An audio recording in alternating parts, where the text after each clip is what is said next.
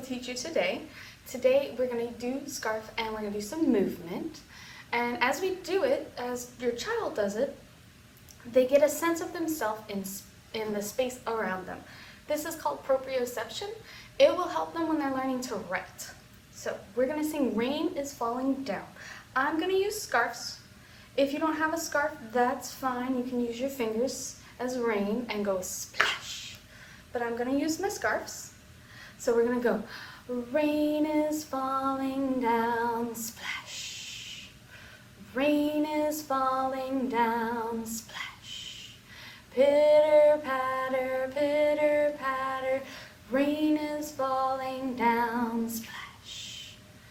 The sun is peeking out, peekaboo. The sun is peeking out, peekaboo.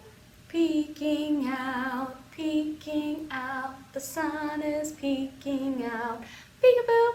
Bonus peekaboo game in that song too. Now if you don't have scarves, I'll show you. You can do the rain. You can do your rain is falling down and you can go splash, or you can clap your hands for the splash. So hopefully you'll have fun with that. That's one of my favorites. Have a fun time, enjoy. Hopefully I'll see you all soon. Tune in next time. Goodbye.